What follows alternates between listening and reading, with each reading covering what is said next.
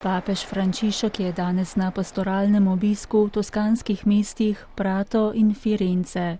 Okoli 8 zjutraj je prispel v Prato, kjer je najprej odšel v katedralo. Tam so ga pričakali bolni in ostareli. Sveti oče je vsakogar posebej pozdravil. Zatem pa je z balkona nagovoril zbrane na trgu pred katedralo. Kot romar sem prišel, prehodni romar za malo časa, a vsaj želja je. V to mesto, bogato v zgodovini in lepoti, ki si je tekom stoletij prislužilo opredelitev Marijino mesto.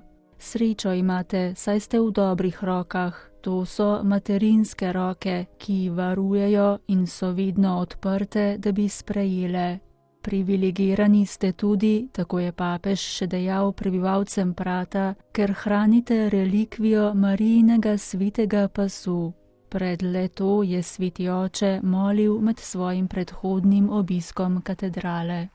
Relikvija je bila tudi izhodišče njegovega nadaljnega govora.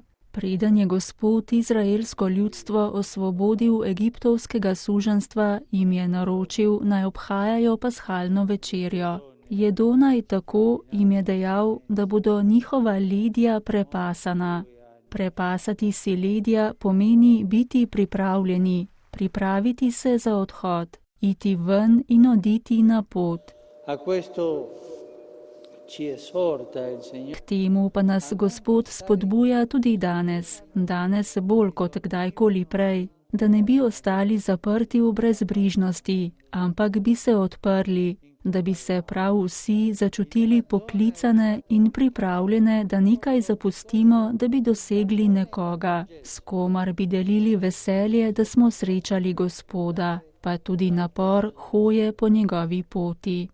Svetost človeškega bitja za vsakogar zahteva spoštovanje, sprejemanje in spodobno delo. Papež Frančišek je spomnil na 5 moških in 2 ženski kitajske narodnosti, ki so pred 2 leti umrli v požaru v industrijski coni Prata. Živeli, spali in delali so v isti stavbi.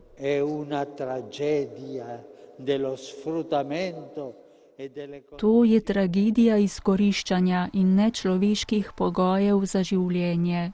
To ni spodobno delo. Življenje vsake skupnosti zahteva, da se dokončno premaga raka korupcije, raka človeškega in delovnega izkoriščanja, strup ilegalnosti.